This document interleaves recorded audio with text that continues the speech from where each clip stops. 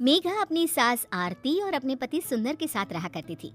मेघा बहुत ही संस्कारी बहू थी, लेकिन उसकी सास की आदत तो थी अपनी बहू को तंग करने की, इसलिए वो अपनी बहू को बहुत ही ज्यादा परेशान किया करती। ऐसे ही एक दिन मेघा अपनी सास को चाय देती है। वो चाय देखकर उसकी सास कहती है, अरे ओ बहू, ये कैसी चाय बनाई है? दिखने में बिल्कुल ठीक नहीं लग रही, रंग भी कुछ अच्छा नहीं है। तू एक काम कर, मेरे लिए फिर से चाय बना दे और इस बार कड़क और बढ़िया रंग वाली चाय बनाना। मम्मी जी चाय तो बिल्कुल ठीक है, अगर इससे ज्यादा कड़क चाय बनाई तो आप पी भी नहीं पाओगे। तूने इसमें दूध कम पानी ज्यादा डाला है और पत्ती कम चीनी ठोक रखा है। ऐसे कोई चाय बनाते हैं क्या? कितनी बार समझाया पर तू मेरी बातों का ध्यान ही नहीं देती। ठीक है मम्मी जी, आगे से मैं ध्यान रखूंगी। इतना कहकर मेघा वहाँ से चली जाती है और इधर आरती खुद से बोलती है, वैसे मेरी बहू सारा काम अच्छा करती है, पर मैं इसकी तारीफ कर दूंगी तो ये मेरे सर पर चढ़कर ताता थैया करेगी। इससे तो अच्छा है कि मैं इसके काम में कमियां ही निकाल कर इसको तंग किया करूं। थोड़ी देर बाद आरती अपनी बहू के पास जाती है। उसे कपड़े धोते हुए देखकर कहती है, बहू, तूने कपड़े धोना नहीं सीखा है क्या? क्यों, क्या हुआ मम्मी जी, आप ऐसा क्यों बोल रही हैं? अरे देख तो जरा इस कपड़े को, अभी भी कितने मैले हैं। माँ जी वो आपको मैले इसलिए दिख रहे हैं क्योंकि उन्हें अभी मैंने धोए ही नहीं है।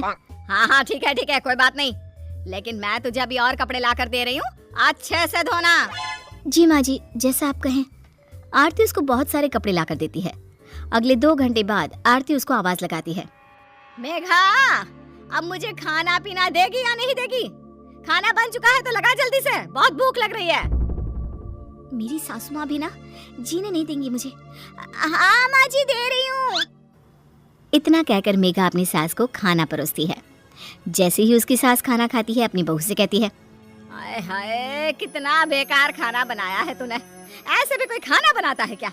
इससे अच्छा तो मैं बनाती हूँ खाना। देख तो जरा नमक कितना कम है। तुझे खाना बनाना बिल्कुल नहीं आता। तेरी माँ ने तुझे कुछ सिखाया ही नहीं है क्या? बस माँ जी बहुत हो गया, आप जब तक मुझे बोल रही थी तब तक ठीक था, लेकिन अब मेरे घर वालों को कुछ भी मत बोलिए। आगे से मैं ध्यान रखूंगी कि नमक कम ना हो। इतना कहकर मेघा वहाँ से चली जाती है। अगले दिन अपने पति के साथ बाहर जाने का प्लान बनाती है तो वो जीन्स पहनकर निकलती है। ये देखकर आरती मेघा से कहती है, बहू, तेरी शादी हो चुकी है, अब तू कुंवारी नहीं है जो इस तरह से जीन्स पहनकर बाहर जा रही है। माँ जी अकेले थोड़ी जीन्स पहनकर बाहर जा रही हूँ, मैं इनके साथ बाहर जा रही हूँ, और वैसे भी जीन्स में बुराई क्या है? अरे हाँ, बड़ी आई मुझसे पूछने वाली, बुराई क्या है? अरे चल जा यहाँ से, साड़ी पहन कर आ। बेचारी मेघा, सास के सामने उसकी एक ना चली। वो जाकर साड़ी पहनकर आती है और दोनों घर से निकलते हैं। मेघा रास्ते में अपने पति से कहती है, सुंदर जी, आपकी माँ ने तो हद ही कर दी, हर चीज में कमी निकालती हैं। चाहे मैं कुछ भी कर लूं, लेकिन वो मुझे तंग करने का कोई ना कोई बहाना ढूंढ ही लेती हैं। अरे मेघा, अगर वो तुम्हें तंग कर रही है तो तुम भी उनकी बहू हो। अब उन्हें कैसे संभालना है तुम्हें पता होना चाहिए। पति की बात पर मेघा सोचने लगती है, सुंदर जी बात तो ठीक कर रहे हैं। अब ये मेरी सास है, जैसे मुझे ये तंग करती है तो इन्हें संभालना भी तो मेरा हक ही है। इतना सोचकर वो अपने पति के साथ वापस घर आ जाती है और अगली सुबह मेघा अपनी सास को चाय देती है। जैसे ही उसकी सास वो चाय पीती है, वैसे ही अपनी बहू मेघा से कहती है, अरे मेघा, कब सीखोगी चाय बनाना? आज तक एक प्याली चाय ठीक से नहीं बनाई। क्यों, क्या हो गया मम्मी जी? आज क्या दिक्कत है मेरी चाय में? अरे देख तो जरा, इसमें पानी ही पानी है और चीनी तो है ही नहीं, और चाय पत्ती इतनी ज्यादा डाल रखी है कि चाय कड़वी हो गई है।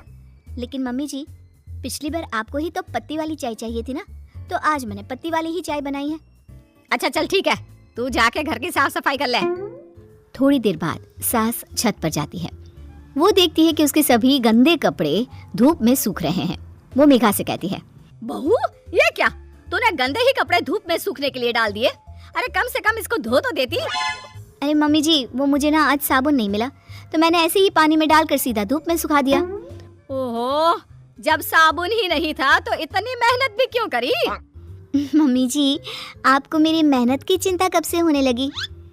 ऐसा कुछ नहीं है, चल जा साबुन लेकर आ और इन्हें धोकर सुखा। क्या मम्मी जी आप भी?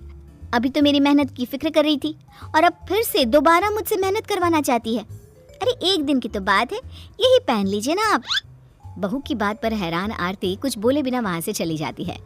थोड़ी देर बाद जब शाम होती है, आरती मेघा से कहती है, बहू आज खाना देगी या नहीं? भूखा ही रख रखा है सुबह से तूने। अरे लाती हूँ ना मम्मी जी। आरती को मेघा खाना देती है और जैसे ही आरती खाने का पहला निवाला अपने मुंह में डालती है, वैसे ही उसका मुंह जलने लगता है और गुस्से से तमतमाकर वो मेघा से कहती है, मेघा तुम पागल हो चुकी हो क्या? तुम सब भूल गई हो? अरे पहले कितना अच्छा बनाती थी सब, लेकिन अब तो सब कुछ सत्यानाश कर दिया है। क्यों मम्मी जी, अब मैंने क्या कर दिया? ये खाना देख रही है, इतना तेज नमक और लाल मिर्च तो तूने इतनी भरी हुई है कि मेरा मुंह जल रहा है इसे खाकर। अरे मम्मी जी, आपको ही तो थोड़ा तेज नमक और मसाले वाला खाना चाहिए था ना। कल मैंने ठीक बनाया था तो आपको अच्छा नहीं लगा, इसलिए आज मैंने थोड़ा सा नमक डाल दिया है और लाल मिर्च थोड़ी तेज कर दी। देखिए मैं भी तो खाना खा रही हूँ आपके साथ बैठकर, मुझे तो कुछ गलत नहीं लग रहा। ये सब देखकर आरती अब बहू की प्लेट से एक निवाला खाती है तो उसका खाना बिल्कुल ठीक होता है। अब वो अपनी बहू की चतुराई समझ जाती है। तो ये सब तो मुझे परेशान करने के लिए कर रही थी, हैं? क्योंकि मैं तुझे हमेशा तंग किया करती थी, इसीलिए बदला ले रही है ना?